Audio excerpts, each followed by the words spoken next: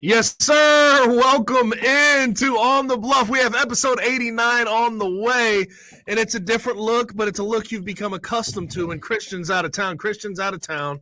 He'll be back next week's show for episode 90, so we can get that nice round number. But it's me, Gabe Kuhn, former Memphis Tiger offensive lineman, alongside the man, the myth, the legend, Kenny Stubblefield.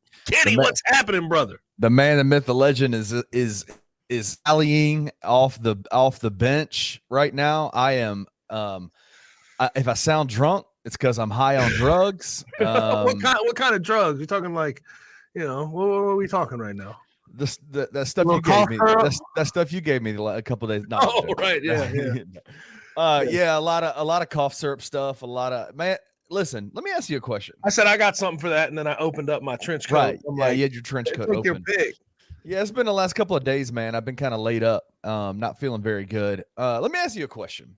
You're a man of the house. You are a married man with a kid on the way. Have you, in the time that you and Taylor have lived together and now are married and starting your own family, are there things around the house that you do that you just like go, this makes me feel like a man? Right? Like things like whether it's chores or yard fixing work, the toilet, taking out the trash, something like that. Yeah, stuff like that. Yeah. Something like, moving beds, moving the big stuff around. Yeah. For me, I had to tote a desk upstairs this weekend. Yeah. For me, it's a weekly thing. I mow the yard. Sunday afternoons are my days to mow the yard at my house. And I love, I have this weird, and this might be some of my OCD type of situation coming out of me, but there's something about painting and mowing that, painting a house and mowing, when you're cutting something and you see where you've cut and where you're going and just that satisfaction. And I'll get done mowing the yard and I'll just look back and go, yeah, boy, I'm the man. Right. I love it. For some reason, I just love it. You got that testosterone coursing. It's a testosterone thing. It's a dopamine hit for me. I was sick this weekend, and so I didn't get a chance to mow the yard. And long story short, we had to get a new lawnmower because my lawnmower broke down. So we got a new lawnmower, and Tracy was excited to try it out. And so I'm laying in the bed yesterday, not able to get out of the bed, and I hear my lawnmower start. Oh, you didn't even get to break it in yourself. I look out the window, and my beautiful wife is mowing the backyard. You got emasculated. I got emasculated this weekend. And then I look down, and she gets done with it, and she's looking over the yard like, yeah. And I was like, brother, what happened to you? You got the vid or something? I've tested negative every time, but man, it hurt my heart. I felt like I was I needed to put on some red panties or something like that. I didn't know what was going on. Don't do that. Okay. I don't think Tracy would like that, brother. I don't think she would. To be honest with you. Yeah, good God. But she stole my lawn mowing from me this weekend. Well, you were out for the count, bro. Somebody's got to cut it. Somebody got to cut it. Bro, the HOA gonna come after your ass. You let that grass get too high. See, I know you're out in Collierville. That HOA will come knocking. Listen, I look at you're gonna have a couple of Karens ready to just I grew up down. Gabe, I grew up in a very religious home, and I've been a part of churches my entire life, right? Until probably about 5 or 6 years ago. And there's an idea and this is gonna piss some people off, I'm sure. But have you ever heard of the phrase church discipline? Church discipline. I mean, no. It's this idea that people, leaders in the church, can discipline the people that are members of their church for doing things that they shouldn't be doing. It sounds like some Harrison Butker shit right here. 100%. I look at church discipline the same way I look at HOA stuff. Get the hell out of my face. Are you kidding me? Who do you think you are? Till that notice arrives on your front door and you're in trouble with the city of Collierville. It wouldn't be the city of Collierville. It'd be Karen from down the street going, you need to do this with your yard. Can I say this too? I ain't worried about any of that. How much How lacking of a life do you have to be like the head person that just pisses everybody off? Oh my gosh. Hey, your yard's too high. That fence isn't regulation. You ain't lying. Well, brother, like get a life or get a life. The city of Collierville is a lot like that. They have code enforcement people that drive by. And my dad lives he lives off of White Road out here in Collierville. If you live out in Collierville, you know exactly what I'm talking about. And his house is like 3 houses down from White Road, which is a pretty big street in the city of Collierville. Right. And he was mowing his grass a few months back and was blowing some of the leaves, or not the leaves, but the grass clippings, trying to pick them up. Right. As he was doing it, one of the ways he did it was he was blowing it out into the street, but then sweeping it up into his driveway so he could pick it all up. Apparently, some code enforcement guy from Collierville saw him driving down there, looking around, pulled over, like saw it. You can't do that. Had to go finish what he was doing. Came back. There was no grass clippings anywhere, but because he saw my dad pushing them into the street to pick them up, he gave my dad a $50 ticket. No, you can kiss my ass. I'd kiss my whole ass. I'd wipe my rear end with that $50 ticket. You can kiss. Hey there, Peter. You're not getting. You ain't getting shit out of me. Like, what are you talking about? I would turn that thing in after having wiped my rear end with it. Good God, for me, it'd be eat a bunch of ice cream, then wipe my ass, and then. Can I ask you some advice? Why is obviously I have hot times a year for this, but why do I keep getting? I have a bunch of spam calls. Like, let me look at this right now. How many do you have? I have 1, 2, 3, 4, 5, 6, 7, 8, 9, 10, 11, 12, 13 spam calls today. What am I doing wrong? Am I doing something wrong? I don't know, because they were calling me like 2 weeks ago. I was getting them they just do their rounds, and if you keep hanging up, they'll stop. I guess. I just ignore it every time. I don't even answer. Yeah. I'm tired of seeing spam risk call me. I see spam risk at the top. Do you? Name. Yeah, mine is spam call. Yeah. I'll get a few of them. Like, am I surfing the web too freely or something? Like, what's going on here? Well, let me give you some advice on this. Someone outed themselves a few weeks ago. There's this pastor, and I'm talking about church a lot today. There's this pastor who got on Twitter, and he was talking about, he's this local, he's a local dude and pretty well known. And he gets online and he's like, I know where this is going, and I love it. He gets online and he's like, since Joe Biden's been the president, all I get are ads for dildos and sex toys and no, that ain't you. That ain't Joe, brother. Bro, the ratio was amazing. Everybody was like, wow, what a self-own. I'd be like, buddy, dude, like one day the people over 50 years old in our society are gonna learn what cookies are. Yeah, man. And it's gonna be they'll stop outing themselves. Yeah, stop outing yourselves. Do you know what? Jason Whitlock did that not too long ago. We got like an ad for a dildo, and it's like, well, buddy, and he posted it on socials. It's like, you're the one who got that ad put up there, brother. There's a reason you got that ad. You said those Amazon searches. Yeah, be careful what you're searching there. Unless you go turn off the cookies if you're going to search what you're going to search. I don't think there's anything. I don't think spam calls have anything to do with that. But they could, I guess. They could. Depends who's calling me. Yeah, I don't know, but it's probably like we're reaching you about your car's extended warranty. Yeah, give us your last 4 of your social. Hey, we have a business loan ready and what's your driver's license number? We really need to have that right now. Yeah, that's probably what I'm getting. It's wild. I'm sick of this shit though. I'm tired of it too, man. I blame somehow it's Elon's fault. Somehow Elon Musk is at fault here. Definitely. Although I will admit, like Twitter, X these days, buddy, it is a dumpster fire, dude. Buddy, like I just post my show tweet every day. Who's going to be on the show? And there's like a porn bot that's like, see nudes here, click here. It's like, man. God, I mean, damn, I'm doing my show. Yeah, dude, and it's crazy. It's crazy. Like, I'll do it later. If you want me to click that link, just wait.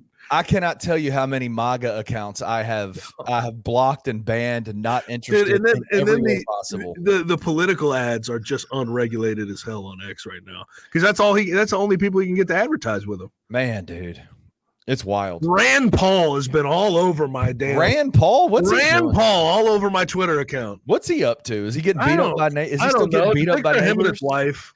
Picture him and his wife. You've heard that story. You heard that story about him getting beaten up by his neighbor, right?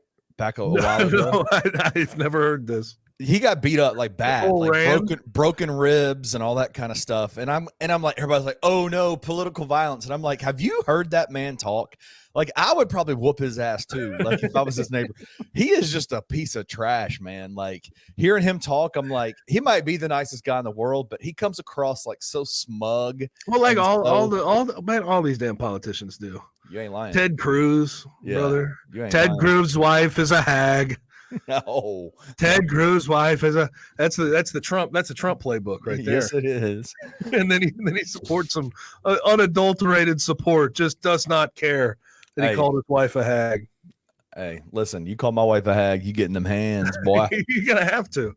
And by the way, we're gonna have to talk about Danny Barlow here at some point. Speaking of left hands, we'll wait on that. I want to start with a little bit of Memphis football and really just college football in general. We had the AP Top 25 preseason poll release today. The top 10 is as follows: Georgia at number 1, Ohio State at 2, Oregon at 3, Texas at 4, Alabama at 5, Ole Miss at 6, Notre Dame at 7, Penn State at 8, Michigan at 9, and then Florida State at 10. I'm going to start with the top 10 here really quick and just sort of give my quick thoughts. Ole Miss at 6. You want to know what's wild about this? That's wild. This is the highest preseason AP ranking they have had since Archie Manning was on campus. Right. Like, how wild is that? To think about how historic this season could be for Ole Miss, making it to a college football playoff, potentially being in the running for their second natty in school history. Like, good Lord, man. Is it wrong? Lord. Is it wrong that I really like Lane Kiffin? No, it's not wrong at all. How could you not like the guy? I just think he's awesome. There was a point in time where his character and the personality he had was rubbing us the wrong way. You want to know why? Because he was losing. Right? Because the USC and the Tennessee thing were nasty. Right. Raiders, nasty. Yeah. And he was still acting kind of smug, kind of arrogant, tried to be funny all the time. But he has that same act now, but he's turned Ole Miss around since the Matt Luke era. And it's like, well, if you're winning, I can accept that type of act. When you're losing, it just looks nasty. It looks stupid. You look smug, you look arrogant, and it just doesn't hit right. But I think that team, I know that, this is a Memphis-based show. But I think Ole Miss I'll apologize later, okay? That Ole Miss team, that's a legitimate title threat this year. Oh, I agree. I want to see what they can make happen, but offensively, I love what they have. Jackson Dart, Ulysses Bentley, Trey Harris. Come on. Coming over. Their O-line's still good. But what I think the reason they're this high, not only past results, but look at their defense, brother. They have Walter Nolan up there. They have a lot of their defensive backfield returning. Like that defense could actually catch up to the offense. Yeah. I think I saw somebody put in a college football playoff prediction and said that they think Ole Miss might get the fifth seed in that 1 through 12, and guess who they have playing them in that first round game? How about Memphis? Memphis. I like that. How about Memphis? Could you imagine a 12-5 seed playing each other, Memphis and Ole Miss? It would be their fourth national title if they were able to go get one this year, but in Vaught-Hemingway Stadium. How fun would that be? That'd be fun as hell. I've played in that place twice. What'd you think? You like it? Their guest locker room's bullshit. It's like you guys have enough money to do something, but that's by design. They want to make you feel like trash when you show up. But it's a good rowdy environment. I saw it. There was like a poll of like toughest places to play, and they broke like the top 15. I don't know if I'm there with Vaught-Hemingway though. I don't know if it's that hard to play in. Yeah, I don't know. I don't know either. I haven't been to many games there. I think the last one. I played 2 games there, and maybe it wasn't like the biggest of crowds because it's Memphis that week, and maybe they think you're just chalking up a win. Right. Memphis coming into Vaught, but I don't know. Like it got loud, but not insanely loud. I think UCF probably was the loudest environment I ever played in, and that's a tiny little stadium. But they just have those aluminum bleachers, and it's just vibrating the whole time. It's so dangerous, man. So dangerous. So that would be fun as hell, by the way. That would be awesome. Sort of that regional rivalry, pseudo rivalry played at Vaught Hemingway in the first round of the college football playoff. That'd be absolutely beautiful. Do you think so it looks like, I mean, obviously they've got the same teams are always going to be in the top 5, top 10, especially teams like Georgia, Ohio State, Alabama. Seeing Texas up there, are you surprised by that, or what do you think? There's only two things that I have questions about with this top 10. One would be Texas. And listen, I get why Texas is ranked in the top 3 to top 5 in all of these polls. Like, I get it. Last year in the college football playoff, Sark hasn't moved in the right direction. You have a returning quarterback, that whole thing. But I think you question, because you're probably like-minded with me on this. I think we're overvaluing the hell out of them. And they could prove me wrong. Don't get it twisted. They still have 4 and 5 stars that are going to step into the roles that were left behind. But you don't have your starting 2 wide receivers, Xavier Worthy, Jordan Whittington. You don't have a running back now because C.J. Baxter got hurt. And I think their backup today even had an injury he went down in practice with. Wow. Your defense, you lost your 2 big D tackles, Byron Murphy and Tavondre Sweat DeAndre Sweat. Tavondre Sweat is what it is. You lost them to the first 2 rounds of the NFL draft. I understand you have like 5 stars in and out, but it's like Texas, there are teams I trust to completely reshuffle the deck and be great in the next year. Georgia, Ohio State, Alabama, Michigan for the past couple of years. Like, there are schools I trust to go make that happen. Texas in the past, I would have trusted to make that happen. But last year was their first real year where it's like Texas is back. Texas is here. For most of the 2010s, they have not been able to reshuffle the deck and be good the next year. So, like, I have to see them stay in this top 5 before I actually buy into them as like some national championship contender. They lost a hell of a lot last year. Yeah, I agree with that.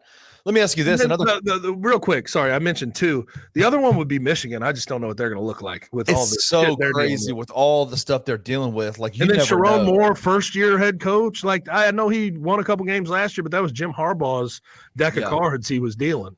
Well, so I wanted to ask you that question too. Obviously, Alabama with Nick Saban has been national title contender for 2 decades. I mean, they're that good. They're very, very, very good. With Kalen DeBoer coming in as a first-year head coach, they're still ranked top 5. Are you surprised by that, or is it because are they still kind of reaping the rewards from Nick Saban's? They have Nick Saban's recruits, and also let's not shortchange our guy Kalen DeBoer on the recruiting trail, brother. He's good. He can get transfers.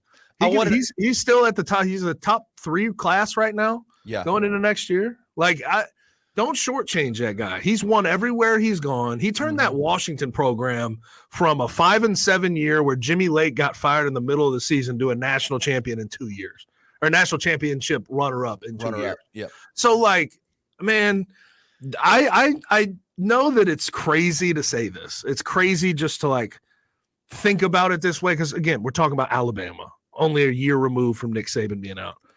But, like, I think that is an undervalued team. I think that team could really give a run to Georgia for the SEC title this year. Wow. I truly think that. Wow. Because Jalen Milroe, that man can uncork the deep ball. He can use his legs. And what did Kalen DeBoer do so well with Michael Penix Jr.? Use all of the talent and tools that he had to make him become a first round pick to the Falcons. So, yeah, I don't know. I'm of the opinion that Alabama – I get where people would be surprised with no Nick Saban that, they're just top 5, blah, blah, blah, blah, blah. I still think they're undervalued. I don't think people understand how good of a coach Kalen DeBoer is. Do you think we'll see any over the next 2 to 3, 4 years, do you think we'll see a drop off at all? And not because I don't mean to devalue DeBoer. I think he's a great coach, but when you're dealing with a guy, when you're the next guy up from Nick Saban, and there's that cult of personalities there, right? Like, do you think that there will be a slight drop off in terms of like what Alabama is expected to do each year? Oh, expected to do, probably not. It's still the Alabama fan base we're talking about. That's true. But I think from a national perspective, you should drop those expectations down. I have said on multiple occasions, if you're going into this thing with Nick Saban as your thought process, Nick Saban as the bar to reach, Kalen DeBoer's never going to reach that because no one will ever reach that. Yeah. So yeah, there's going to be a drop off, but when I say drop off, I'm still talking about a top 10 to top 15 team every single year and top 5 most years. That's what I think it'll be, because will that be enough? They still have a full NIL board. They're ready to roll, brother. I just think it's kind of strange the way people are talking about them right now. And I think the big argument you hear from a lot of people is like Roll Tide Willies at practice. Have you seen that stuff? Like, no, I haven't. He invites a bunch of people to practice. He plays music. And everybody's like, Saban wouldn't have let this go. Saban wouldn't have ran his program like this. I'm like, man, different strokes for different folks. Let him be himself. He ain't Saban. That's fine. Yeah. All right, now do we want to know where Memphis fell in the AP let's go Memphis. Let's talk Memphis. They didn't make it in the top 25. That shouldn't be a surprise. It's not a surprise. But what is a surprise to me, they ended up at where you would sort of pseudo 34th in the AP poll. They had 16 votes and others receiving votes. They're behind Boise State and Liberty, as opposed to the coaches poll where they were ahead of both of those teams. I mean, I've talked about it on numerous occasions. I think Liberty is the scariest one to deal with out of the group of 5, because you don't have margin for error when you're putting your resume up against theirs, because they're likely going to be undefeated. They're probably going to be 12-0. Yeah, they have App State on the road. That's their hardest game of the year. Yeah, and App State, they're good, but they're 8-win, 9-win team.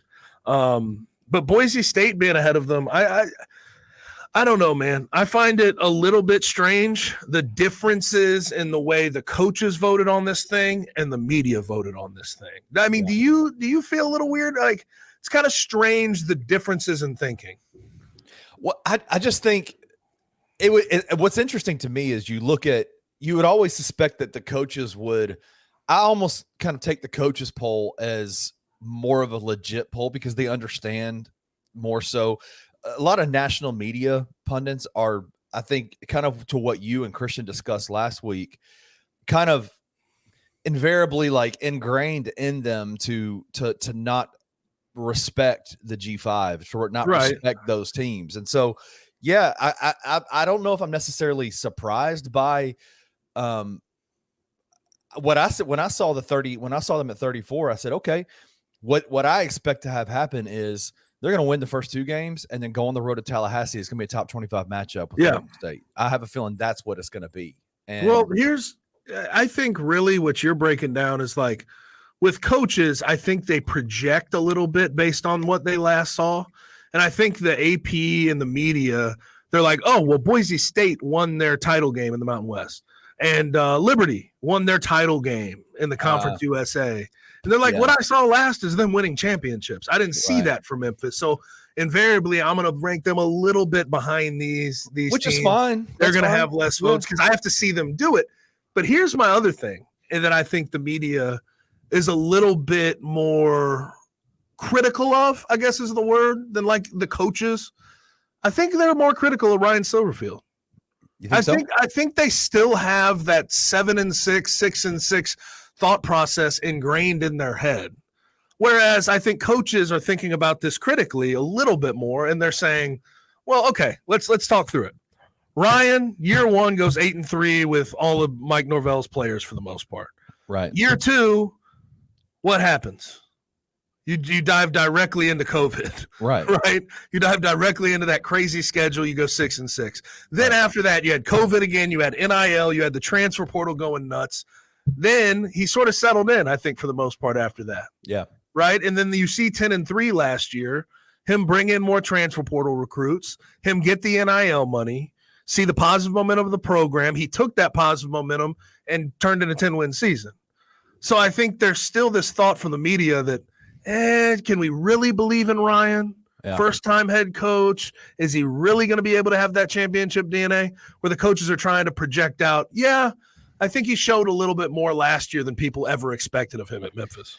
Yeah, and I would say that's why I think it's important for fans of local teams to listen to the people that are local media that cover these teams, because we know that we understand the nuances behind what's going on with the program right now, right? Like, we know the roster makeup. We understand the roster retention that Ryan was able to produce, the level of guys that he brought in, the coaching changes that he made. I don't know if a lot of the national pundits and even coaches in general are looking at it that deeply, right? Yeah. Like, and going, okay, we can project out. Well, Ryan, no, I can guarantee you none of them saw Ryan's fall opening day press conference where everybody in the media room was sitting there going, this is a different Ryan Silverfield. Yeah, like the confidence is crazy. The confidence is palpable on him. Like, it's wild. And so it's like there's a level of, yeah, we don't expect, I wouldn't expect, Phil Steele to go, yeah, I know exactly what's happening with the Memphis program. When we're there every day and we see what's going on, yeah, we can see it. And we can see Ryan's a different coach this year than he has been in the last couple of years. Well, and also, like, what's obvious to me is, like, he finally has his guys. Like, he finally has the culture that he wants. Like, he stumbled around because of COVID and the transfer portal and NIL at first, but, like, to find that stable footing, yeah, that's when you can start to say, okay, that coach has it going in the right direction. The first couple of years of the transfer portal, way more was going out than coming in.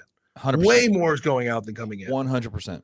Last 2 years, yeah, which I expect will yield better results. 10 wins last year, probably another 10 wins on the way this year. You have a bunch of guys, a few guys going out, but then you have a multitude of other guys that have similar talent coming directly back in to go help this team. That's right. And, like, to be able to sell the program that way, have your culture all set in stone, there's just something about that definitely breeds confidence for me and Ryan. And you can definitely see the confidence radiating off of him. It's nuts. Like, he went from sort of poor little old me to I'm the king of the castle in one offseason with the FedEx move and all the stadium renovations and how he did on the portal and his recruiting classes. Yeah. It went from a little bit less, there's a little less woe is me and a lot more, yeah, I own this group of five shit. Yeah, no doubt. And I think that is very transparent, that he is definitely owning his space right now. Like, this is his program, that he has put his fingerprints all over it. And I think a lot of that comes down to the players, right? Guys that he has brought in. Like, I think this is the first year that there's not a single player that he has not recruited on his roster. And that's a pretty incredible thing. Think about that. After Norvell, like, this is the first year where you have your entire roster you have recruited every single guy, and it's the highest expectations of the entire Memphis football program when we look at history. Yeah, I mean, it's the highest level of expectation we ever had, and he's finally got every person on this roster having, gone through him to get on this program. Which is interesting, because if you look at the last 4 years of his recruiting, over the last 4 years, the end of his recruiting class, we have said at the end of that recruiting period, this is his best class he's ever had. Yeah. And it's gone better and better and better each year. That was one thing I tried to, people were worried about recruiting with him, which I personally didn't get, because if you paid attention, even when he got hired, it was most of the players saying, hire Ryan. Hire Coach Silverfield. And then also, if we look at the Norvell era, the two highest rated recruits were TJ Carter and Obina. Right. Do you know who was the main recruiter on both those guys? It was Ryan Silverfield. So, that was always strange to me, that thought of well, does he have the relationships as a first-time coach to make that recruiting happen? Does he have the relationships to go find a coaching staff? He's checked all those boxes this offseason. Next is to get on the field and go make it happen. Now, what's going to make it happen on the field is the players, right? That's right. Right? So I'm excited. We have a little thing we want to do really quick, and Kenny and I will both make this happen. But we have 3 players to watch that are going to be the keys to success for Tiger football. Now, the way that we surmised this and the way we put this together is which players have the ability to sway this team into being sort of a college football playoff caliber team. Mm-hmm. What players can make that jump happen? And obviously there's some givens out there. Like, I don't think anybody's worried about Rock Taylor. No. Right? So you don't necessarily put him in your top three. No. There may be some people out there, and we'll talk about this, that don't think, like Seth Hennigan's a given, right? So you may not put him in your top three. But we're going to break down the three players that we think are most key to making that big jump. And I think that's how you put it together as well, Kenny, right? I did, yes. All right, so I'm going to start with my honorable mentions, and I think it goes to the running back room first. Wow. So I'm going to go Mario Anderson Jr. and Sutton Smith.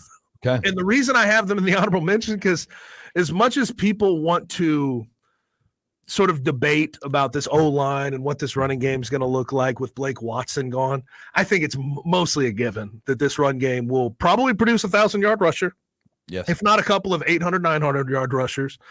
And I think that you have the Thunder and Lightning combination to make explosive plays happen, to keep another defense out of balance. But those two guys, how we split carries, who's creating the explosive plays, I think will be massive to this year's success. And also, I want to throw in a guy by the name of Cormonte Hamilton in there, because I think as much as we talk about, and this is honorable mention, as much as we talk about the secondary holding up their end of the bargain, and we think, oh, well, maybe the D-line, these linebackers, this front seven, they'll stop the run. I think that one thing that we do discount when we talk about this defensive backfield, I don't know if in the past 4, 5, 6 years, we've really had that true down-to-down, maybe even third down pass rush that is necessary to take pressure off of the DBs. Right. So I think a guy like Cormonte Hamilton, Reggie Grimes coming over from Oklahoma, they'll be very important. Now I want to start with number three. Number three for me is Seth Hennigan. Okay, I don't think it's a given. We saw 2 years before last year, he kind of struggled because there wasn't as much balance on the offensive side of the ball. He already owns a passing yards record. I understand that. But if they want to unlock what they do offensively, who's going to have to deliver the ball to the talented receivers? Who's going to have to deliver the ball to the running backs? Who's going to have to get the O-line slid to the blitz? That's going to be Seth Hennigan. He's got to take it upon himself to keep everybody level-headed on that side of the ball. My second. Hold on. Let me do my third. Okay, you go third. We're going to go back and forth. Yeah, let's go back and forth on this. I'm going to take you mentioned a few of my top three in your honorable mentions. My number three is Mario Anderson. I want to see Mario Anderson. And yep. And when I say Mario Anderson also means Sutton Smith, I think in a lot of ways it is the running back room. I think with what we know about Mario Anderson and what he can do, his skill set, what he did producing wise in the SEC,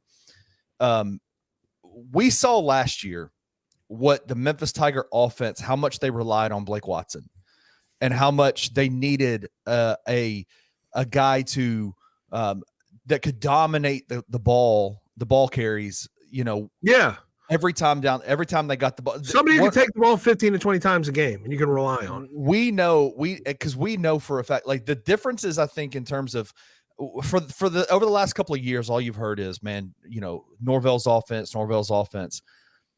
Norvell loved to pass the ball. He loved to go deep with the ball, all that kind of stuff. He did have good, obviously he had Kenny Gainwell. He had, Antonio Gibson played in the backfield. He had Daryl Henderson. He had Patrick Taylor. So he had awesome running backs, right? But it always felt like to me that the main thrust of his offense was, and if I'm wrong on this, you tell me, was what he could do through the air. Ryan has very much made it clear over the last couple of years that he wants to be even-handed, I guess, in that distribution, but running the ball is extremely important to him. It's extremely important to the success of his offense. We saw what he was able to do with Blake Watson last year. What Blake Watson's dependence, what we were able to do with him, opened up the field for Seth and Rock and Demir and all that. And you're bringing in a guy like Mario Anderson, who we know he's a workhorse. We know that he can be that guy, and he's also doing it in a conference that the talent level is not going to be as stout as the SEC was last year. I expect Mario Anderson to have a monster year, and I think him having a monster year is going to open up the field for everything for this offense. Yeah, now I will say the one thing I disagree with is Mike Norvell definitely built his offenses on good running game. Kenny Gainwell was, don't forget, like a 1,400, 1,500 yard rusher. The Darrell Henderson almost broke 2K. He may have broke 2K one year, and I think it was 2018, the year after I left. So like it was always built on that, but that's why you saw this program get to the heights that it got to. Ryan has always talked about having a workhorse back. Like having one guy he can trust. Yes, you want depth, but having one guy that he can trust. Hey, I can put this ball into your stomach 15 to 20 times a game. He had that with Blake, and I think he has that with Mario. Because Mario, I mean, last year against Mississippi State, 26 carries. Last year against Florida, 20. A&M, 16. You know, like he can take the ball a bunch of times and give you tough yardage. And I think that's massive. If you talk to any college football coach, any NFL coach that is going right now, yeah, you can win the game by tossing the ball around, exposing another team's secondary. But if you're serious about winning championships, you're going to run the ball and you're going to play good defense. And I think this team has the opportunity to do that. I mean, the years I think that we saw Ryan Silverfield's team struggle was, and this is not trying to be disrespectful to these guys, was when he had Rodriguez, Clark, and when he had Brandon Thomas as his main running backs. And Brandon, but also the offensive line was a little bit lacking as well, the talent. Right. But I would say when BT couldn't stay healthy, number one. Number two, Rodriguez just never became what everybody thought he was going to become. Drake was awesome, but he never would. It just never broke out how we expected. Right? I don't even know if he really wanted to play that much. Honestly, when I interviewed him one time, dude, and all he talked about was wanting to get into the studio and rap. This is in fall camp. Like all he wanted to do was get into the studio and make his album. And I'm like, bro, he came out on the way, bro. And he came out of that camp 7th on the depth chart. You know what I'm saying? So and that's when he transferred. Anyway, not to be disrespectful to Drake, but now that you've seen him with guys that he can depend on, guys that can be the workhorses, man, I think you've seen his offense do some really good stuff. Now, getting to our number twos, I'm not going to go Chandler Martin here, but I'm going to go to Elijah Herring. That's who I want to go to really quick because I think Chandler Martin's more of a giving than a given than anything. I think he was first team All AAC. He was brought to AAC media days. Coach Silverfield has a bunch of trust in that guy. He's going to get the defense right. He's going to make the shifts. He's going to be the quarterback of the defense. But I think Elijah Herring coming over after being Tennessee's leading tackler last year, he's going to be so damn important as a secondary tackler, as a guy who can take the load off of Chandler Martin, as a guy who has taken on some roles, leadership roles on a defense in the SEC and getting his guys set up, making the shifts correctly, making the audibles, that type of thing. Absolutely. And I think he's going to go a long way into stopping the run. He was decent at that at Tennessee. And having two linebackers that can come downhill and fill, I just think it is going to be so hard, especially once they get into American Athletic Conference play. Yeah. It's so hard for them to run on this defense. And then also, like, there's going to be some guys up front, PJ Lucas, big 6'2", 330-pound stout guy in the middle.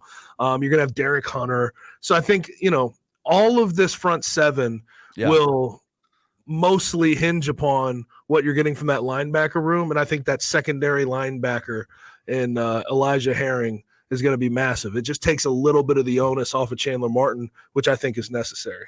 Yeah, I think this linebacker crew has the potential to be the best we've seen in a couple of years, in some years. In a long time.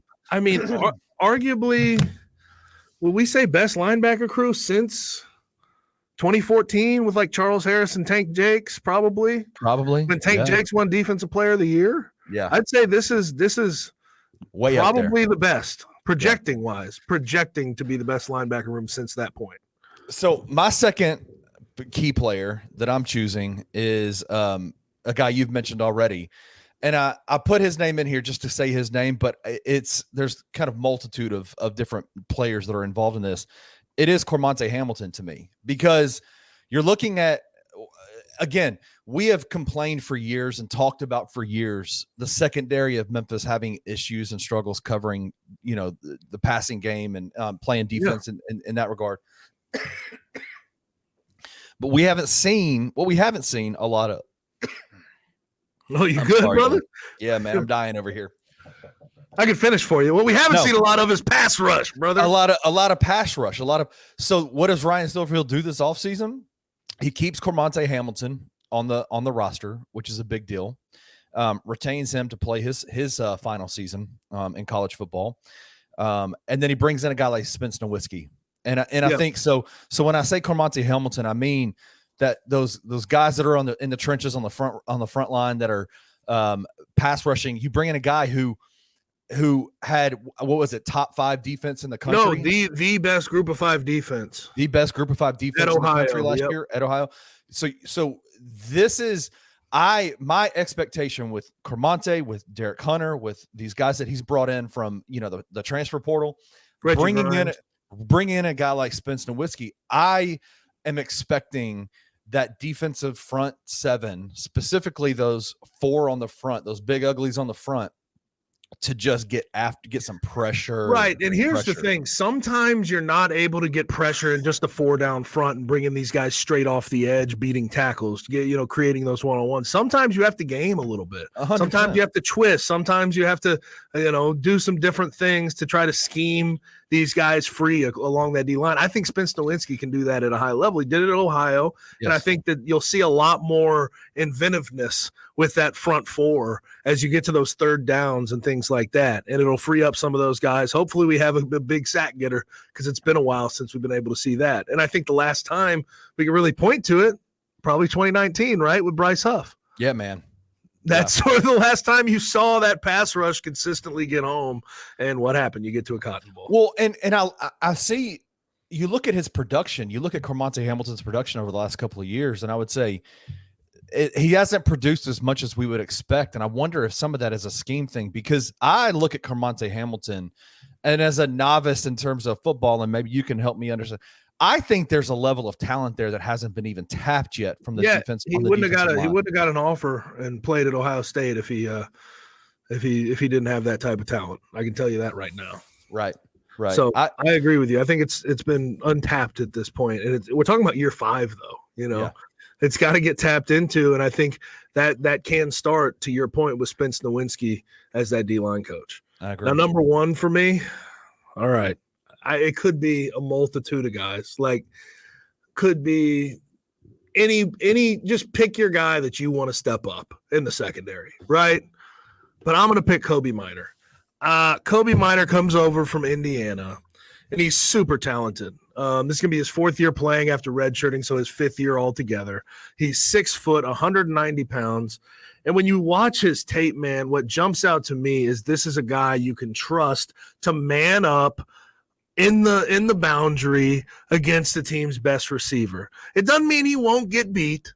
He is capable of getting beat, but they have a guy who is going to be hard to beat in man. So I don't know if they've had that in a long time. And if he can step up and start day 1, I feel really confident about where this secondary can go. And if this secondary can just be average, we know what results can be yielded from that. Man. If they can hold certain teams down to 200 yards passing, 150 yards passing, the world is theirs, right? So Kobe Minor's a guy I want to see step up. If you go back and watch his game against the best competition when he was in Indiana, playing against Marvin Harrison Jr., he allowed 2 catches for 18 yards.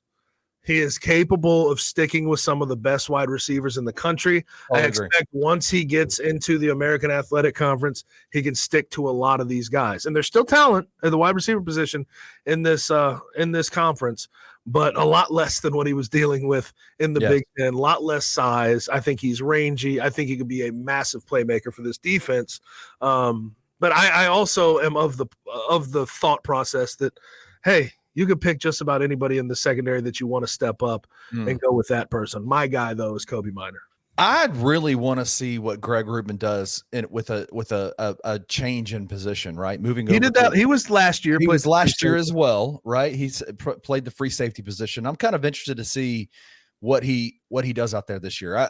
Anyway, he is the veteran. He has been out there since day one. This is his fourth year or third year. Here's the other point of that. Greg is a guy that I trust a little bit more, right? Because I've seen him play for 3 years. Right. I've seen him cover other guys. Right. And he had a really good freshman year, not so good the last 2 years. Yeah. But I just trust him more because he's got the experience. He's been out there. He knows what's expected of him. So I think, when we look into this secondary taking those leaps, those necessary leaps, you have to look outside of Greg Rubin. And I think Kobe would be the guy you point to as, hey, man, if you can take the ball away a few times this year, if you can be trusted in man coverage on an island, on third down, then we can get a lot more stops. Yep. And I think he'll be necessary. Totally agree. My number one is Seth Hennigan. I just think, and I know he's easy to pick. But this is, I have been pleasantly surprised, as surprised as I've been hearing Ryan Silverfield talk during fall training camp about his team in front of the media. I have been as pleasantly surprised to hear the different language and the tones of Seth Hennigan during this offseason as well. I think there's a level of seriousness about him that has not been there in the past. He is always a quiet kid, but he's always kind of a little bit of a smart ass, to be honest with you. Like when he answers questions, it's like you kind of get this little smart ass response. Not in a bad way, in a totally positive way. This year, what I'm hearing from him is, this is about my legacy and what I want to leave Memphis as. And that to me tells me there's a level of seriousness. And he even discussed at the training camp press conference about how much more of a vocal leader he's become this offseason, during the summer, during this, during these OTAs and all that kind of stuff. I expect Seth to have a monster year. Know what I will term it as? Because there's a lot of guys who would break the passing record at the University of Memphis or at whatever university they're at, and they'll be like, yeah, it's given. I think I've done this. I've proved it. I can rest on my laurels to a certain extent and still be good. What I noticed from him is there's a hunger. There really is a hunger, because he has not been able to accomplish that much in his career from a championship perspective. 100%. And he's still got that hunger to actually get to an AAC championship, win it, potentially get to the college football playoff. There's a different level of hunger than he's had, and this is 4 years down the road. Yeah, which is kind of it's interesting to me. It's interesting. Well, to me.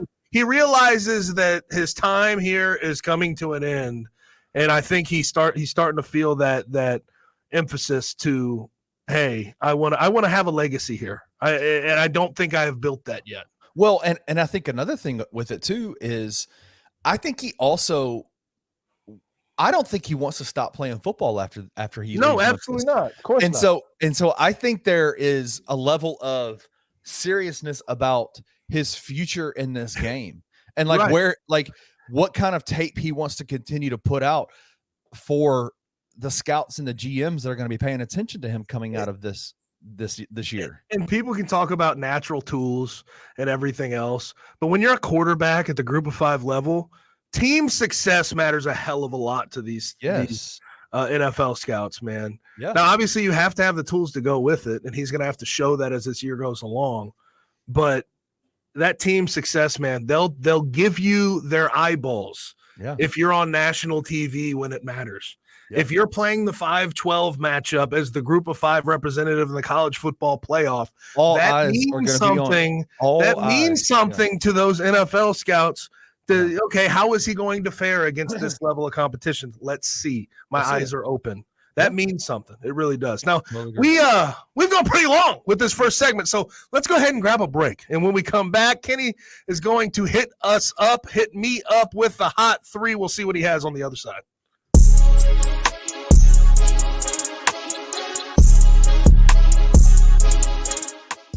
Grizzlies fans aren't gonna like this one. So, oh my goodness! In draft stuff, I went 50 players deep, and I did my own board. I had Edie 31st, but that is also a little. Second round is crazy. Yeah, second round is crazy. I didn't love the pick when they made it, but I definitely understand it was like a it was a draft for need, right? Like they really needed a center position or a player to fill center position minutes. So yeah, after they drafted him, I wasn't too excited, but I went and watched like every Purdue game I could find because the offense they ran is really fun. I will say I'm probably not the best at evaluating centers because I have a bias against them. But one thing with Edie is, you can just throw the ball to him like 2 feet away from the basket, and that's a really good shot. So even if he's like double teamed. Yeah, very high percentage, yeah. Yeah. So taking that into consideration, I feel a little better. Also, you cannot rush that man in the post. Even double teaming him, he's very patient and methodical. So yeah, I like seeing that too. Tune into the No Bluffing Podcast with your hosts, Christian Ingram and Evan Hayes, every Monday at 12 p.m. only on the Bluff City Media YouTube channel. TNT show, they can keep that show going without having an NBA game attached to it. They really can. But I wonder would they be able to get NBA players interviews? But why not though? That's it. Or how cooperative would the NBA be with getting them interviews? I would suspect they're probably not going to be very cooperative. Yeah. They're cooperative with the people that they have billions of dollars of business with. My thing is, whatever they do, for the love of God, bro, find some dudes that actually like the NBA. Like the NBA. Who like the current version of the NBA. 'Cause I don't want to. I didn't like that about the TNT crew. I didn't like that about the All-Star Game crew with Reggie Miller and Kenny Smith, and that's why I stopped watching it. Like I don't want to hear y'all shit on like Kenny Smith. You look like a goofball in the 3-point competition and the slam dunk competition. I don't want to hear anything you have to say about All-Star Weekend. Reggie Miller, get your weird ass. Like that whole alien crew looking. Yeah, man. Like get some dudes who are just who are going to be ambassadors for the current NBA game. Tune in to The Anthony Sane Show, Wednesdays and Fridays at 12 p.m. weekly on the Bluff City Media YouTube channel.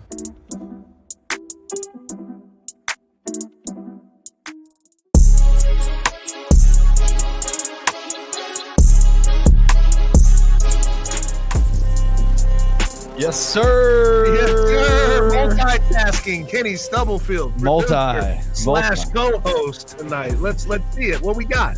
Let's do the hot three. We're going to add one to it, though, because we did not get to one topic that we have to discuss in the first segment because we went 50 minutes on the first segment. Danny Barlow fought in UFC Vegas 95 this past weekend. Danny Barlow from Memphis. You saw his sit-down that he did with his one-on-one that he did with Gabe Kuhn last week. Came out on Friday. A lot of fun to put together. Danny's an awesome guy, and I think all of Memphis needs to get behind him like crazy. Him and Brian Hall over at Law School MMA. But what did you think about the fight, about Danny's fight with Nikolai Veretinikov? Yeah. I thought, can I be honest? Let's be honest. And I think Danny would probably say, he did say the same things. It was boring. It was boring fight. But here's the truth of it. And Danny said this much after the fight in his post-fight remarks. He's like, sometimes it ain't going to be like knockouts and these knockdown, drag-out things. Sometimes you just got to win by the card. And he did that. And I will say the card was way too damn close. The card could not have been that close. We had a guy for real. And I don't even know his name. I think I read it earlier today. I tried to look him up, and I was like, 30-27 for Veretinikov. Danny comfortably won the first 2 rounds. Easily. Comfortably. Yeah. And then Nikolai Veretinikov in that third round started to get after him a little bit. He was being a little bit more aggressive. And Danny had realized, I probably won these first 2 rounds.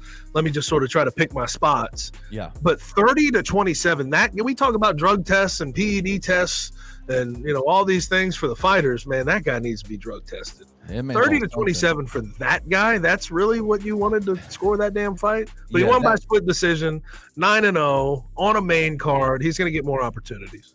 Yeah, I said this on Twitter when that fight was going on. Danny is a counterpuncher.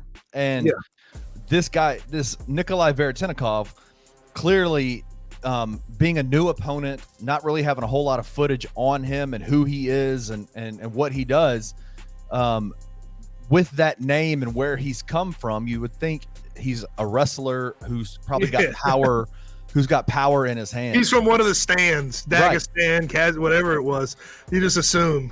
The guy was a novice boxer at best, but he had power. And so you gotta be careful. You got to be careful with that. And so 100%, if Danny had opened it up and tried to knock the guy out, he was opening himself up for a dangerous situation. And I think, again, one of the things that I think me and you can help with, and Christian when he's on, is we've been watching MMA for so long that we're used to, like, sometimes fighters, it's a matchup based thing where you just don't have a good matchup. It's not a good matchup, and you got to grind out wins. And that's what that was. Yeah. Not every fight is going to be a Danny Barlow with a massive KO win like he did against Josh Quinlan a few months prior, and I think to me, I walked out of that fight going, man, that was a very workman-like, professional win for Danny Barlow. And Dana probably didn't like it, but honestly, in the end of the day, if you're 9-0 with 6 knockouts at this point, Dana's going to be all right with that.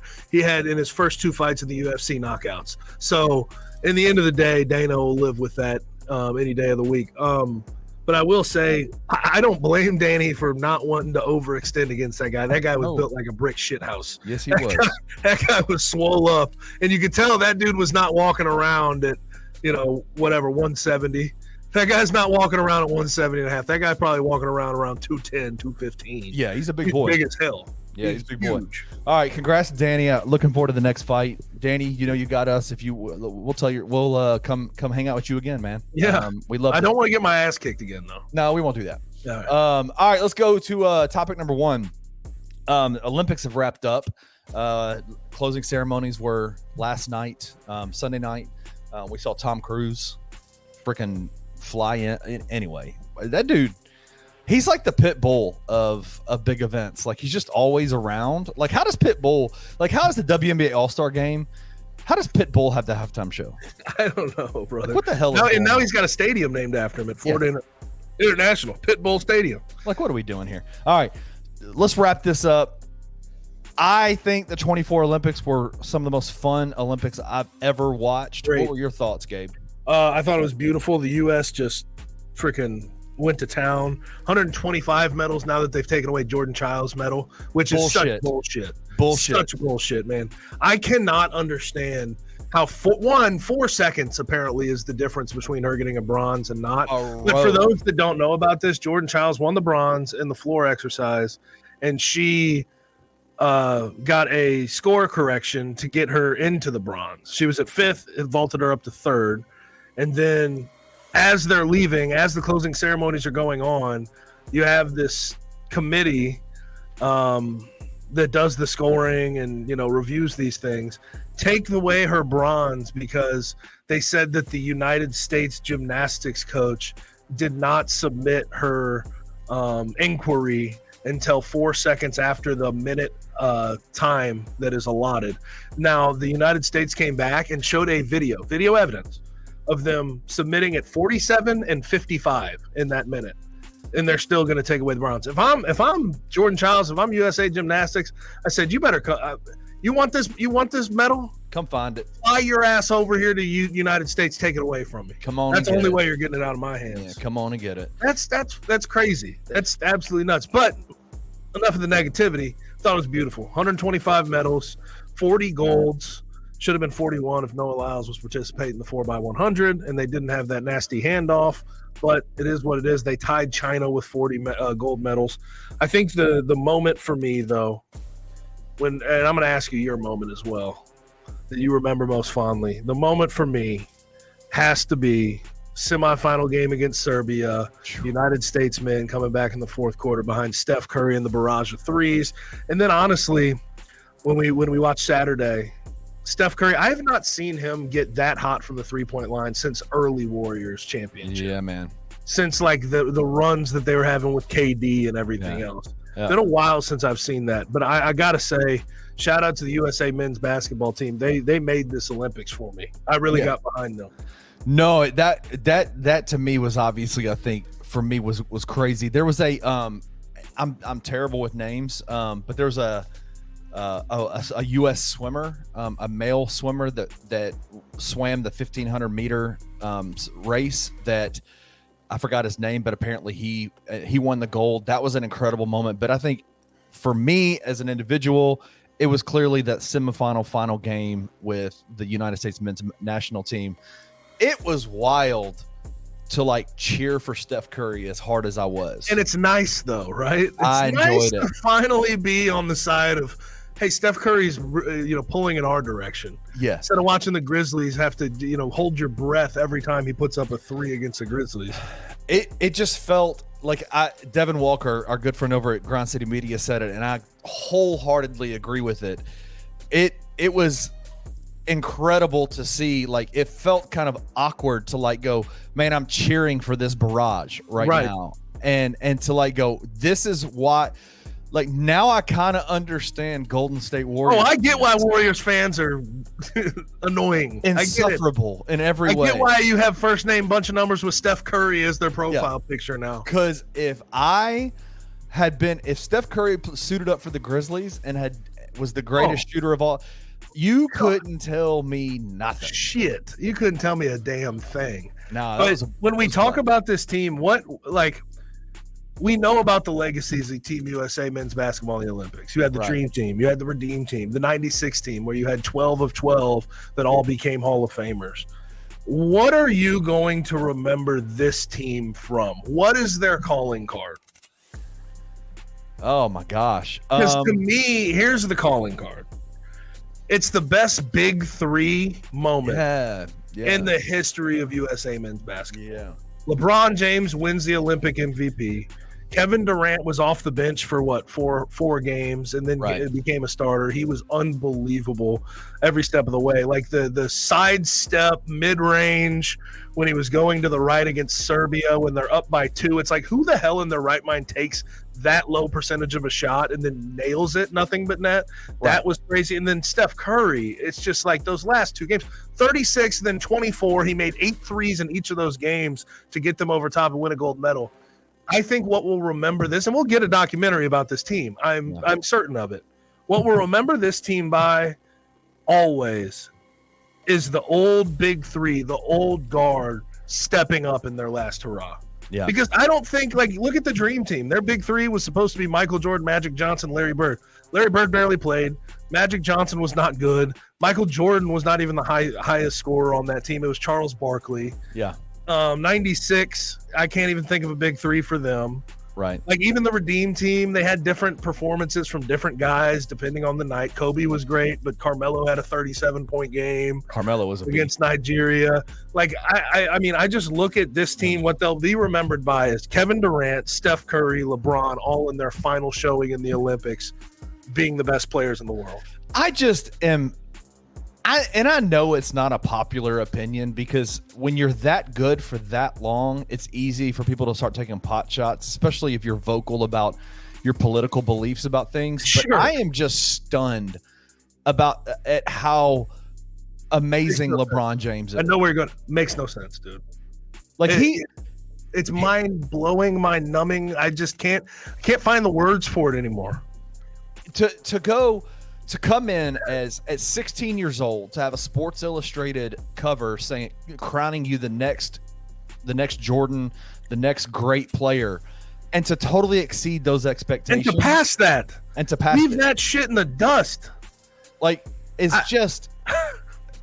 And to play till age 39, to be the best, to have the best longevity of any player in NBA international play history. Not even close. To still be a good enough player, a fantastic, to be the MVP of be that the best team. player in the Olympics at 39 years old.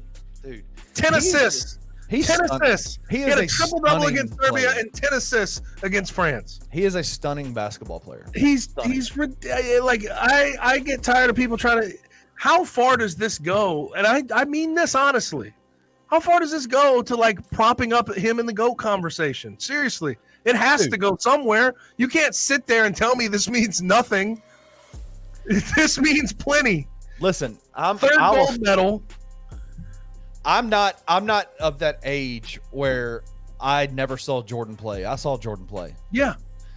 LeBron James is my GOAT. Okay. He is the greatest of all time to me. He's mine for sure. In my era, it's not even close.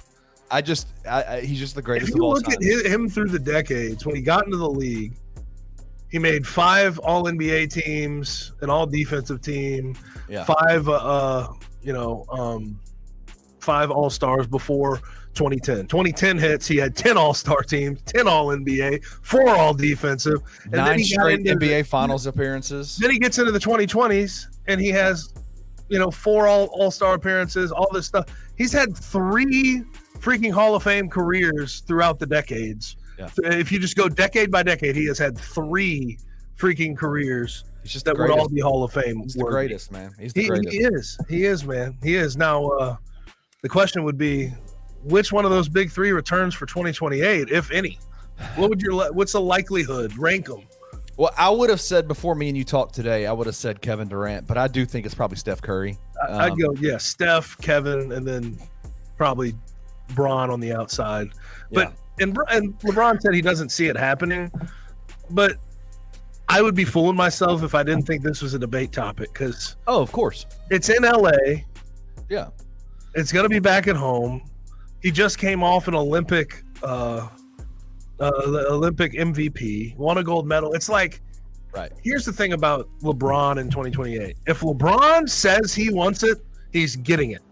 Yeah. That's the thing. Yeah. And who knows by the time we get to 2028 if he'll have that hunger. Yeah. Yeah. He might not. And that's okay. Let's go. Let's look on to 2028 then. Topic number 2. Will Ja Morant be on the 2028 United States men's national team? Listen, there's a couple of things that are worth noting here. I think the reason he wasn't on 2024, more so than what people will talk about with, toting guns and the 25-game suspension, I think it was his shoulder. Yeah. Right. I think that was a big issue with him not getting on in 2024. So I'll say this, and you have to preface it by saying injuries, no off the court things. I think yes, without question. He's one of the best point guards in the league. He is faster than just about anybody in the world. Like, imagine his first step against some of those backcourt guys trying to play defense from Serbia. He would blow directly past them. They'd have no chance. Yeah. Bogdan Bogdanovic trying to cover him out there on the perimeter would be an absolute bloodbath. So he meets the criteria as a basketball player. And here's the other thing that I think does help him. And I know I'm getting into the politics, but Nike athlete. Yeah. One of the top selling Nike shoes. He has that in his bag. The political part of this thing is very, very massive. Ask Jaylen Brown about it. Okay. Yeah. He's a Nike athlete. USA and Nike go hand in hand. I think yes, but obviously it depends on health and anything off the court, which can I be honest about that? I'm kind of getting annoyed with that being in every single breath with Ja Morant, but that is also the risk he took by doing what he did. Yeah, it is, but I do think it's at some point it's like, come on, man. Like it was 2 years ago. It's time to move on. Right? It feels like people have this expectation that he's going to misstep off the floor, and it's like my expectation is that he won't. Oh, you know what I mean? Like I'm the other way. Yeah. But every freaking thing that's written about him with 2028 and the U.S. men's national team and what he's going to be going forward, they always talk about. Yeah. The guns and everything else. Can he stay clean? Can he? It's like, I don't know. Everything he's shown us is a guy that has learned from his misgivings. I think if we believe to be true if what happens that we believe to be true, that he's going to keep his nose clean, he's going to be fine out there on the floor. Health considered, everything, there's no doubt in my mind Ja Morant would be an unbelievable addition to that team, because if you look at the roster that they had this year, man, Steph obviously did his thing, but the role in which they had him playing for the first, throughout the exhibitions and the first, knockout phases and all that kind of stuff, it didn't seem like it worked really that well for Steph, and Steph was being used as kind of a corner spot up shooter, kind of a deal. And they had guys like Drew Holiday, didn't use Tyrese Halliburton the entire time. Just that point guard position, I think, specifically struggled for the United States men's team this year, or this Olympics. It'll be interesting to see what it looks like with a guy like Ja Morant, who I think in the next 4 years will establish himself as one of the best, as top 5, top 3 point guard in the whole NBA. I'll say this: if Ja Morant was the lead point guard for the USA men's national team in 2028 and Steve Kerr's the head coach, I would not trust that. I can say that. I wouldn't trust Steve Kerr to run that team the right way. But if what's being reported is going to happen where Steve Kerr steps down, retires as a USA men's basketball coach, and it's Eric Spoelstra, I would trust that wholeheartedly. Yeah. Like Ja Morant is one of the lead guards, on ball a lot, with maybe Tyrese Halliburton, Jalen Brunson, and then having Eric Spoelstra run the whole thing. I think that they would still be very, very hard to beat. Yeah, I mean, I've said it quite a few times. I think Steve Kerr's a fraud, but it is a thankless position to coach the United States men's team, because what you lose, if you don't beat every team by 40, then you suck, right? Like, you're terrible. But if you lose, if you just so happen to lose, oh my God, it's like you'll never hear the end of it. I think for Steve Kerr, retire now, because when we do the documentary and talk about 2024 Paris Olympics and the gold medal, we will forget about all the nonsense he did with the rotations, and we'll just see Steve Kerr, gold medal winner. And I think that's good for him. That's okay. You did what you set out to do. Yeah. Hand it off to somebody else who's better than you, quite frankly. Yeah. And I guess for me, I was never judging Steve Kerr on, okay, you have to beat every team by 40. I was judging Steve Kerr on situational substitutions and what he was doing with the team. And the fact that it took till the semifinal, fourth quarter, into the final to realize that LeBron, Steph, and KD need to be on the floor together. Yeah. Like that tells me that maybe this job got the best of you. The politics, the outside talk got the best of you. It's so obvious to me, the decision he needed to make, and he needed to make it earlier. You needed to have LeBron, KD, and Steph on the floor at the same time. And that seems like such a damn obvious switch up to make. And he didn't do it until the fourth quarter of the semifinal game. Yeah. That's what I judge him off of. Yeah, his rotations were kind of jacked up. All right, let's go to the third topic. We got some NFL contracts that are causing some disputes between the player and their teams. Obviously, the most impactful one right now is for the Dallas Cowboys with CeeDee Lamb and the Dallas Cowboys. It's been kind of an interesting thing. CeeDee Lamb has not come to any of the offseason stuff. Obviously, not coming to training camp or anything like that. Jerry Jones came out and said, "Yeah, I don't feel any urgency to get it done."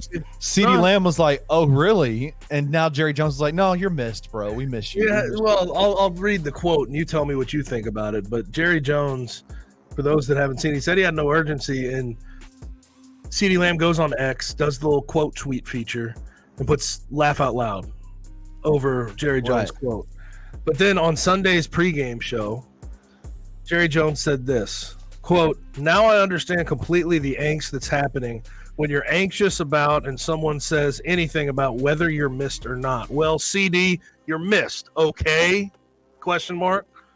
Does that sound like a guy that's very sad or like being apologetic? He's like, you're missed, okay? Damn.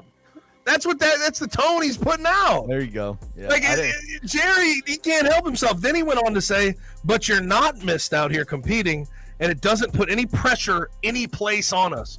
So he's basically saying, since you're not at camp, we feel no pressure from you. Well, you should, dude. He was second in the league in receiving yards, first in receptions, second in receiving TDs. And what I've noticed about Jerry Jones over the years, Kenny, yeah, man, his mouth gets him in more trouble than anything else. And I don't know if it's because he's old and has no filter, but sometimes he's got to learn to zip that trap, man. He can't help him. He has to open his mouth. He has to be a cool guy. He has to act strong at all moments. And I think more importantly, and this is where what has been the problem with the Cowboys the last 25 years, he ran off Jimmy Johnson, he ran off Bill Parcells, and he brought in yes men like Wade Phillips and Jason Garrett, now Mike McCarthy. This is the most important thing. He has to be the center of attention. Yeah. He wants to be the face of the franchise. He wants to be that guy.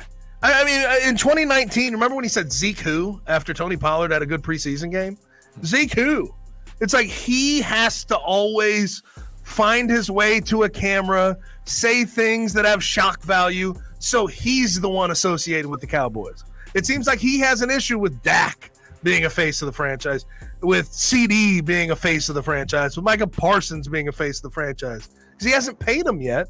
And he continues to put himself out there. He continues to say things that make waves. I think he adores that. I think he likes to be that guy. And that's what holds that franchise back. Macro and micro. Yeah. So the rumors are that the Cowboys have offered CeeDee Lamb the second largest contract potentially for wide receivers in the history of football. 4 years at $33.5 million per year. What do you think it is that's causing? What is it that's causing the friction there between the two? It took too long. And now he's saying dumb shit. Now he's saying, "Oh well, we don't miss him that much." Like, really? We don't. We miss you, okay? Damn it! Like he can't help himself. Yeah. And then here's the other part of it. Why wouldn't he be based on the market? This is how the market works in the NFL. If I'm CeeDee Lamb and I'm his agent, I'm like, well, I should be first. And you also said you had no urgency to get this done. Why do I want to keep negotiating with you? Yeah. If you're not a good negotiator. Yeah. You're running your franchise badly. Why do I want to be a part of this franchise unless I get the highest paid deal? And here's the funny part of the whole thing. They could have offered that $33 million a year to make him the highest paid guy before Justin Jefferson got $35 million. They could have done that. They could have got out ahead of this. But now that Justin Jefferson has $35 million, that's what CeeDee Lamb is basing his valuation off of. Right. You bid against yourself. And it's just an embarrassing situation. And I think that, because Cowboys fans play their own role in this, but I don't blame fans necessarily. I just think that Jerry Jones and the Cowboys brass, they're complacent. They just know game one, regardless of what the hell I say or do, here comes all these fans to fill out this 75,000 stadium or seat stadium that I built. I think there's just a complacency with his brand and with his fan base that he takes advantage of too much. All right, the second one that just dropped today is if you know the story behind it, then it wouldn't be as surprising as this sounds like it would be. But Hassan Reddick played for the Eagles, got traded to the New York Jets in the offseason. Bryce Huff left the Jets, went to the Eagles, so they made a trade. Hassan Reddick to the Jets. He's been in their facility one time during the offseason, and that's mandatory physical day, introductory press conferences, all that kind of stuff, and hasn't touched the field once. Has missed a total of, I think it's 21 days of training camp, and he's getting fined $50,000 per day. And so at this point, he has accrued probably $1.7 million in fines from the New York Jets. Comes out today and he's like, okay, trade me. You just traded for me, but trade me. And the Jets are like, hey, hold up 1 second. You haven't even played with us. You're not even in training camp. We're not going to – we traded for you. We thought you'd play out this contract that we had for you. And that was his issue with the Eagles, right? So what do you think? Like, is this as wild – is it a wild story to you, or is this the New York Jets kind of shooting themselves in the foot? This is the Jets being a badly run franchise. There's a reason that they have the playoff drought that they have since 2010. They have the longest playoff drought in the NFL. Should be no surprise in the slightest. But they were under the impression that Hassan Reddick was going to play out the rest of his contract, $14.25 million non-guaranteed. And here's where I get where they're coming from. Hassan Reddick promised that he'd do that. Hassan Reddick's agency promised that he'd do that. Do we know that for certain? We do know that. Okay. But what makes me laugh about this is you traded for a guy who was unhappy with the Eagles not offering him a contract. He was unhappy with his contractual situation when he was in Philly. So you traded for him thinking that he wouldn't be unhappy with his contractual situation in New York. Don't trade for someone who is unhappy with their contract if you don't plan on paying them. It's really not all that complicated. And then here's the other thing the Jets did to shoot themselves in the foot. They traded away all their depth at that DN position. They got Hassan Reddick. They traded away John Franklin Myers, who was their starter last year. What are you doing? Who in their right mind brings in a guy who's mad about his contract and then gives him all the leverage in the world because you don't have anybody else to back him up? That's your only plan. Yeah. So as soon as you traded away those guys, his agent's like, hey, did you see that they traded away your only competition? Hey, we might as well try to see what we can do here. We have some leverage. Let's see if we can make them pay you. But then the Jets said that we have informed Hassan that we will not trade him. And he is expected to be here with his teammates, blah, blah, blah, blah, blah. Well, they've kind of put the line in the sand of saying we don't negotiate contracts with those who aren't in training camp. Cool. And I'm like, that's not realistic. Like, whatever. He just won't show up. I mean, yeah, he won't play for you then. I don't know what to tell you. Run out Will McDonald at DN then, please. Right. Do it. The guy who's like 230 pounds. Do it. All right, give me a percentage. Will CeeDee Lamb be on the field for the Dallas Cowboys week 1? Week 1, my percentage is about 65% yes. It's gone lower and lower as the days have passed. Hassan Reddick, I'm at about 75% no. Wow. But I do think it's very possible CD will hold out and not play the first couple games of the season. Wow. So we'll see how it all plays out. What a crazy turn of it. That is crazy, man. That is wild. It's just goofy franchises acting like goofy franchises. I hate it. Really is, man. It really. I know people want to hold players accountable because they make a lot of money, but it's a not for long league. You try to get the contracts that you think you're owed before you can no longer get them, and I get it. In the history, I mean, always pro player. If you have an agent that deals with these NFL franchises at all, them coming out and saying you got to come to camp before we'll even negotiate with your agents, the agents are probably like, bullshit. Like, we know that's not true. That ain't happening. Yeah. So I have a feeling that him demanding a trade will get this deal done for the Jets. I think the Jets will back down and get it done. We'll see. It's just a lot. And then the Brandon Ayuk situation, who the hell knows? I'm tired of talking about it, though. Who knows? But that'll do it for the Hot 3. That'll do it for episode 89 of the On the Bluff podcast. Appreciate y'all listening. Make sure, subscribe to all of our great shows on the Bluff City Media Network. Just search in Bluff City Media on that YouTube bar, and then subscribe. Follow your favorite shows. Great stuff, as always. And also subscribe on Apple, Spotify, wherever you get your podcasts if you listen to it the audio way. But next week, we're going to have Christian back in the saddle. We're going to have some college football week 0 to talk about, so make sure that you join in. But for now, we'll go ahead and say goodbye. Appreciate you listening. Thank you for listening to On the Bluff. If you enjoyed this episode, leave a rating and a review wherever you download your podcasts. Also, like and subscribe to Bluff City Media's YouTube page. Head over to www.bluffcitymedia.co for comprehensive coverage of Memphis sports and how you can become an insider.